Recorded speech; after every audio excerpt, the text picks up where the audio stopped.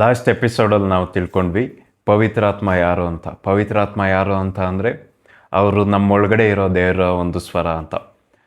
ಹೇಗೆ ತಂದೆ ಅಬ್ರಾಮ್ ಮತ್ತು ಯಾಕೋಬ ಮತ್ತು ಈಸಾಕ್ ಮತ್ತು ನೋಹ ಇವರೆಲ್ಲ ದೇವ್ರ ಸ್ವರ ಹೆಂಗೆ ಕೇಳ್ತಾಯಿದ್ರು ಅಂದರೆ ಅದಕ್ಕೆ ಮೇಯ್ನ್ ಕಾರಣ ಯಾರು ಅಂದರೆ ಪವಿತ್ರಾತ್ಮ ದೇವರ ಒಂದು ಸ್ವರವನ್ನು ಅವ್ರ ಹತ್ರ ತೊಗೊಂಡು ಬರ್ತಾಯಿದ್ರು.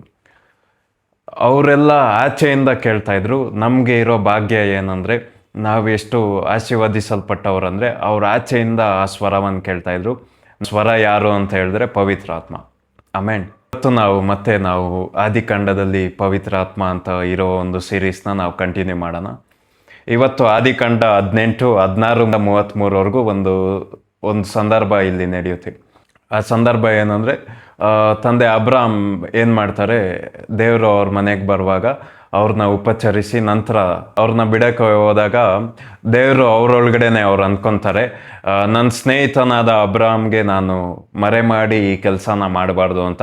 ಅವ್ರು ಹೇಳ್ತಾರೆ, ಸೊದೋಮ್ ಗೊಮರನ ನಾನು ನಾಶ ಮಾಡ್ತೀನಿ ಅಂತ. ನಂತರ ಅಬ್ರಾಮ್ ಪ್ರಾರ್ಥನೆ ಮಾಡ್ತಾರೆ, 50 ಜನ ನೀತಿವಂತ ಇದ್ದರೆ ಆ ಜಾಗನ ಉಳಿಸ್ತೀಯ, 40 ಜನ ನೀತಿವಂತರು ಇದ್ದರೆ ಆ ಜಾಗವನ್ನು ಉಳಿಸ್ತೀಯ, 30 ಜನ ಇದ್ದರೆ, 20 ಜನ ಇದ್ದರೆ, 10 ಜನ ಇದ್ದರೆ ಆ ಪಟ್ಟಣವನ್ನು ನೀನು ಉಳಿಸ್ತೀಯ ಅಂತ. ದೇವ್ರು ಹೇಳ್ತಾರೆ, 10 ಜನ ನೀತಿವಂತರು ಇದ್ದರೆ ಪಟ್ಟಣವನ್ನು ನಾನು ಉಳಿಸ್ತೀನಿ ಅಂತ. ನೆಕ್ಸ್ಟ್ ಒಂದು ಅಧ್ಯಾಯ ಸ್ಟಾರ್ಟಿಂಗಲ್ಲಿ ಇಬ್ಬರು ದೇವದೂತರು ಲೋಟನ ಒಂದು ಮನೆಗೆ ಹೋಗೋದನ್ನ ನಾವು ನೋಡ್ತೀವಿ. ನಂತರ ನಾವು ಲೋಟನ ಹೆಂಡತಿ ರಕ್ಷಣೆ ಆಗಿಲ್ಲ ಅಂದ್ರೂ ಲೋಟ ಮತ್ತು ಅವರ ಇಬ್ಬರು ಮಕ್ಕಳು ರಕ್ಷಣೆ ಆಗಿರೋದನ್ನ ನಾವು ನೋಡ್ತೀವಿ. ಅದಕ್ಕೆ ಮೇಯ್ನ್ ಕಾರಣ ನಾನು ನಂಬ್ತೀನಿ, ಸತ್ಯವೇದ ಹೇಳೋದಿಂದ ನಾನು ನಂಬ್ತೀನಿ.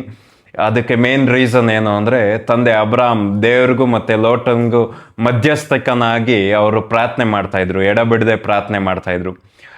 ಇವತ್ತು ಪವಿತ್ರಾತ್ಮ ಯಾರು ಅಂದರೆ ದೇವ್ರಿಗೂ ನಮಗೂ ಒಬ್ಬ ಮಧ್ಯಸ್ಥನಾಗಿದ್ದು, ಒಬ್ಬ ಮೀಡಿಯೇಟರ್ ಆಗಿದ್ದು ಅವರು ಏನು ಮಾಡ್ತಾರೆ, ನಮ್ಮ ಬಲಹೀನತೆಗಳನ್ನೆಲ್ಲ ಅರ್ಥ ಮಾಡಿಕೊಂಡು ರೋಮನ್ಸ್ 8:26 ಐತೆ, ಪವಿತ್ರಾತ್ಮ ನಮ್ಮ ಎಲ್ಲ ಬಲಹೀನತೆಗಳನ್ನ ಅವರು ತಿಳ್ಕೊಂಡು ತಂದೆ ಚಿತ್ತವನ್ನು ತಿಳ್ಕೊಂಡು ನಮ್ಮೊಳಗಡೆಯಿಂದ ತಂದೆಗೆ ಏನು ಇಷ್ಟ ಆಗಿದೆಯೋ ಅದನ್ನು ಮಾತಲ್ಲ ನರ್ಲಾಟಗಳಿಂದ ಪ್ರಾರ್ಥನೆ ಮಾಡ್ತಾರೆ ಅಂತ.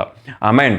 ಇವತ್ತು ಪವಿತ್ರಾತ್ಮ ಯಾರು ಅಂತ ನಾವು ಈ ವಾಕ್ಯದಿಂದ ತಿಳ್ಕೊಳ್ಳೋದಾದರೆ ಅವರು ಯಾರು ಅಂದರೆ ನಮ್ಮೊಳಗಡೆಯಿಂದ ತಂದೆಗೆ ಏನು ಇಷ್ಟ ಆಗಿದೆಯೋ, ಅವ್ರಿಗೆ ಯಾವ ರೀತಿಯಾದ ಒಂದು ಪ್ರಾರ್ಥನೆನ ಕೇಳೋಕ್ಕೆ ಇಷ್ಟ ಆಗಿದೆಯೋ ಆ ರೀತಿಯಾದ ಪ್ರಾರ್ಥನೆದ ಒಂದು ಭಾರವನ್ನು ನಮಗೆ ಕೊಟ್ಟು, ಒಂದು ಮಾತುಗಳನ್ನ ನಮಗೆ ಕೊಟ್ಟು, ನಮ್ಮ ಒಂದು ಕುಟುಂಬದ ಬಗ್ಗೆ ಒಂದು ಭಾರವನ್ನು ಕೊಟ್ಟು, ಸ್ನೇಹಿತರ ಬಗ್ಗೆ ಒಂದು ಭಾರವನ್ನು ಕೊಟ್ಟು, ಒಟ್ಟು ಅವರು ನಮ್ಮೊಳಗಡೆಯಿಂದ ಪ್ರಾರ್ಥನೆಯನ್ನು ಮಾಡಿಸ್ತಾರೆ.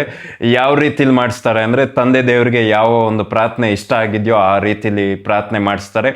ಯಾವಾಗ ನಾವು ದೇವ್ರ ಚಿತ್ತದ ಮೇರೆಗೆ ನಾವು ಪ್ರಾರ್ಥನೆ ಮಾಡ್ತೀವೋ ಆವಾಗ ಆ ಪ್ರಾರ್ಥನೆಗಳು ಕೇಳಲ್ಪಡುತ್ತೆ ಅಂತ ನಾವೆಲ್ಲ ನಂಬ್ತೀವಿ ಅಲ್ವಾ.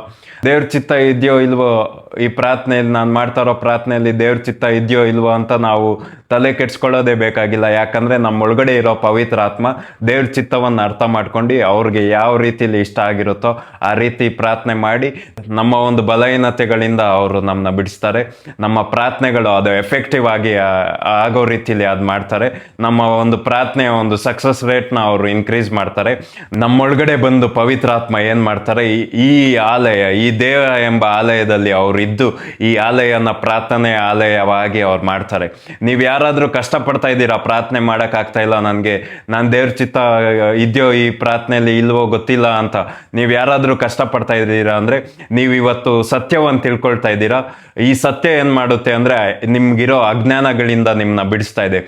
ನಿಮಗೆ ಈಗ ಬಿಡುಗಡೆ ಆಗಿರೋದ್ರಿಂದ ನೀವು ಮಾಡೋ ಎಲ್ಲ ಪ್ರಾರ್ಥನೆಗಳು ಕೇಳಲ್ಪಡುತ್ತೆ. ನೀವು ಅನೇಕರಿಗೆ ನೀವು ಪ್ರಾರ್ಥನೆ ಮಾಡೋ ಮನುಷ್ಯರಾಗಿ ಗುರುತಿಸಲ್ಪಡ್ತೀರಾ. ನಿಮ್ಮ ಪ್ರಾರ್ಥನೆಯಲ್ಲಿ ಶಕ್ತಿ ಇದೆ ಅಂತ ಅನ್ಯರು ಕೂಡ ಹೇಳೋ ರೀತಿಯಲ್ಲಿ ಪವಿತ್ರಾತ್ಮ ನಿಮ್ಮ ಒಳಗಡೆಯಿಂದ ಮಾಡ್ತಾರೆ. ದೇವ್ರು ನಿಮ್ಮನ್ನು ಆಶೀರ್ವಾದ ಮಾಡಲಿ.